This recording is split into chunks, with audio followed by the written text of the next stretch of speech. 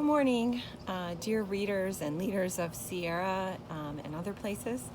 I'm excited to be with you today because I'm actually going to read part of a book. And yesterday was just the introduction, but today we're going to look at a book called Damage. I got it from the library. It's by A.M. Jenkins. And I found it because I was looking for a book about heroes for students because 8th graders are studying about heroes right now. And this came up as one of those in the catalog, but it didn't seem quite right for that assignment. It might be, but I decided to check it out because I was like, what's different about this book? And it took me a little while, but at least the beginning is written in second person, so which was very unusual. So I'm going to check it out.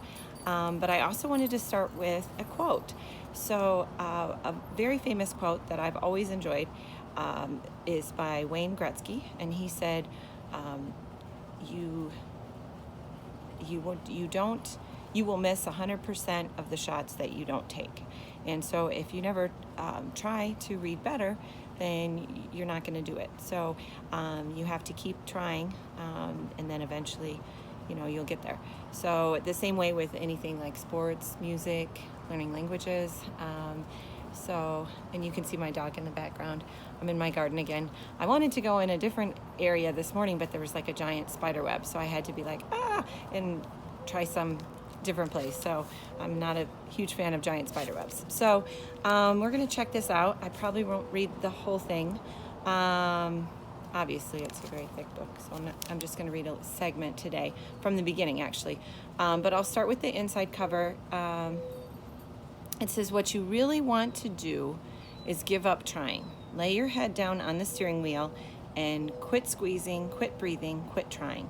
The problem is you can't just quit. That is, when people want to quit, they have to choose, make a decision, take action." So I know it's about a kid who's seen as a football hero, and I know that he suffers from depression. So I know that from the card catalog description when I looked up the book. But other than that, I don't really know much about it. So we shall see. So chapter 1. It's all yours. See what I mean about second person? Your hands rise, fingers spread, ready to feel the firm scrape of the football, ready to pull it to you, ready to tuck it safely in. But the ball bumbles against your fingertips. It lurches away, and that beautiful spiraling pass ends its life in a series of ugly bounces across the field. Then there's just a football, lying untended on the grass, just that, in your empty hands. When you open your eyes, the joyless feeling has already crawled onto your chest. The ceiling of your room presses you down into the mattress. The air settles in your lungs so heavy that it's almost too much to breathe. You kind of remember having some bad dreams, but you can't remember what they were. You just lie there, flat as the faded streak of afternoon sunlight that slants through the western window and impales your bed. It's almost night. You're supposed to pick up Curtis and Dobby so the three of you can go out. Your eyes move, skimming the room, trying to grab hold of anything that will break the suction of the bed. A newspaper clipping tacked to the bulletin board, its black and white headshot of a guy in a football jersey, and underneath, in bold print, "Austin Reed, pride of the Parkersville Panthers." That picture smiled out of the sports section during last year's state semifinals. Now it smiles out over the bedroom. It's you. Shoot, that guy in the picture there wouldn't lie around on a Saturday night. He wouldn't think how it's too much trouble to breathe. So you roll slowly to sit up, get to your feet, lumber down the hall past your sister Becky's room, into the bathroom, stop in front of the sink, raise your head to look into the mirror. The guy reflected back at you is the same one from that picture, only he's not smiling, and he hasn't got a jersey on, not even a shirt, but still, that is him. Dark hair, straight white teeth, a strong jawline, a nose that's not anything special. You lean forward, looking into his eyes. They're blue. What do other people see when they look into them? Those eyes in the mirror, are they flat, cold, or just nothing at all? You look harder, trying to feel anything for him. You try to get him to smile, to see if that will help. All you can get is a dull stare.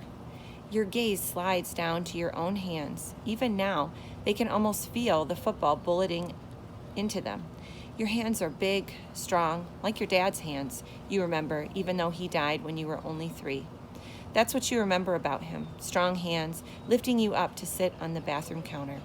You're staring at your hands, and the memory runs like a movie, the hiss of the shaving cream escaping into a frothy white pile, the sharp, clean scent, the soft light foam hanging off your cheeks like a floppy beard, the connection, you and your dad, both scraping tracks in white lather, you with a toy razor. You raise your head to stare into the mirror again. Those 3-year-old cheeks belong to you, not some guy in a picture. You. You turn the faucet handle all the way to the right. Shoot, there's plenty of people who are abused or neglected, plenty of people who would probably love to have your particular life instead of their own. Your life that's a gift from God. Sorry, there was a bug. It'll be an outright sin if you don't snap out of feeling this way. The water rushes down the drain, running from cold to hot, sounding so alive and urgent that it gives you the traction you need to climb out of this rut. Okay, so you're going to clean up a little. Then you're going to put on a fresh shirt. Put on that smile. Then clicking on a button, just like clicking on a button, and then you're going to go out. You've parked your truck in the usual spot, past your country neighborhood with its patchwork of trailers, houses, small farms, and ranch lands, out where the old railroad tracks disappear into dirt and tall grass. You and Curtis are sitting on the tailgate, but Dobby lounges long-legged in the bed of the pickup truck, carelessly leaning against the wheel well next to the ice chest. This is partying, Parkersville style. Your beer bottle is empty now, but you don't move to throw it away. You all right? Curtis asks, eyeing you as he takes another swig from his long neck. Curtis Hightower is your closest friend, your next-door neighbor, too. Not in the town sense, where neighbors live right in one another's back pockets without ever knowing each other, but in the country sense, where neighbors are like family, yet everybody's got a little elbow room. Yeah, you say, you are all right, and what would you tell him anyways? Sometimes I can't face getting out of bed. Sometimes I feel so crushed I can't move. Like Curtis can do anything about it, anyway. I'm fine, you add. Dobby passed the ice chest. Want another? No, thanks. Dobby looks at you for a moment, confused like a dog, like you didn't speak to his particular brand of English. Then he nods. It won't hurt to lay off for one night, he says, as if to comfort you. You drank enough at the lake last week to last you through a dry spell. Hell, Austy's probably still getting over that one. Curtis swings his legs idly, as relaxed looking as ever, but his dark eyes are sharp on you. He does that sometimes, his words dry and teasing, his eyes searching. Tonight you feel they might be searching for something Curtis feels but can't name. You swing your legs too, your hands gripping the edge of the tailgate, trying to think of the right words to say. Curtis has a head-on, outspoken way of looking at things, and you don't particularly want him looking at you right now. Click. You grin. I think it's a good idea to leave some of the drinking to the other guys. The Pride of the Panthers announces in just the right voice. That way, they'll all be busy burping and pissing while I'm out chasing the ladies. Curtis chuckles. You relax. They ain't ladies once you get through with them, Austin, Dobby remarks. Now, why do you say that, you ask, to egg him on? I'm going to pause, dear readers, and I think I better go finish getting ready for the day. So, if you want to hear more about this book, I might feature it again, or I might move on to something else. Who knows? So, until next time.